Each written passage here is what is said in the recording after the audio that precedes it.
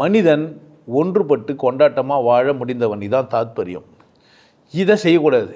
மனிதன் ஒட்டுமொத்தம் ஆகிட்டாக்கா இந்த தலைவர்களுக்கு வேலை இல்லாமல் ஆகிடும். தன்னை பெரியாள்னு சொல்கிறதுக்கு ஒருத்தனை இல்லாமல் ஆகிடுவான். அவங்கள பாராட்ட மாட்டோம், அவன் காலில் விழ மாட்டோம். சமமாக பார்க்குற தகுதி நமக்கு வந்துடும். புரியுதா? நான் சொல்கிறேன், நல்லது செஞ்சால் எந்த மனிதனும் நம்ம கொண்டாடுவோம். எனக்கு ஒருத்தன் உதவுனான்னா அவன் யாரை வேணா இருக்கட்டும், நன்றி சொல்லுமா மாட்டோமா?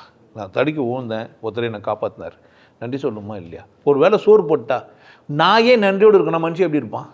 அதோட மேலே தானே இருப்பான். ஏன் இருக்க மாட்டேன்றான்னா கற்றுக்கினான், கண்ட கருமத்தை கற்றுட்டான். அது வர உனக்கு வர கத்துறான். அந்த எப்படி பேசுகிற அசிங்கமாக தெரியல, அவனுக்கு கத்துறான். இவன் கற்றுக்குறான், ஆமாம் அசிங்கமாக தான் பேசுகிறார், கட்டு. நம்ம என்ன பண்ண முடியாது, கட்டுன்றான். உன்னி கொஞ்சமான மண்டில் மசாலா இருக்குதா உனக்கு? நேற்று வரைக்கும் சரின்னு கொஞ்சம் ஏன்டா உன்னை தப்பாக புரிஞ்சா அவனுக்கு ஒத்துக்கினேன் இல்லை? நம்ம மனித ஒற்றுமையை பேசிக்கிறோம், அவன் ஜாதி ஒற்றுமையை பேசிக்கிறான்.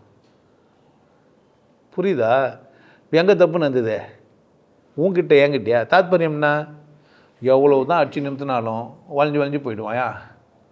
புத்தர் சொல்லியும் நாய் வாழ நிமருமா, புத்தர் சொல்லியும் நாய் வாழ நிமருமா, புத்தர் சொல்லியும் நாய் வாழ நிமருமா. தாத்பரியம் என்னன்னா, முட்டால எவ்வளோ தான் ஆனாலும் என்ன பண்ண முடியாது. சரி நல்லவன் ஆகிடுவான், அமைதி ஆகிடுவான், குடிகாரனாக இருக்க மாட்டான்னு கூப்பிட்டு ஒரு பாதிரியார் தண்ணில் முக்கி எடுத்து, உனக்கு என்ன பண்ணிட்டேன், நான் ஞானஸ்தானம் கொடுத்துட்டேன், இப்போ இனிமேல் என்ன பண்ணாத, நீ குடிக்காத அப்படின்னு அனுப்பிச்சிக்கிறாரு. வீட்டுக்கு வந்து சாராயத்தை வாங்கின்னு வந்து தண்ணியில் முக்கி எடுத்து குடிச்சிக்கிறான். ஏண்டா குடிக்கிற? இல்லை, சாராயத்துக்கும் ஞானஸ்தானம் கொடுத்துட்டேன்ட்டான். இதை நான் சொல்லப்பா, இந்த கதையை நிறைய பேர் சொல்லுங்கிறானுங்க. புரியுதா? இப்போ ஞானஸ்தானம் கொடுத்துட்டானா இல்லையா? எதுக்கே? இவன் ஞானஸ்தானம் வாங்கிட்டு சரக்குக்கு என்ன பண்ணிட்டான், ஞானஸ்தானம் கொடுத்துட்டான்.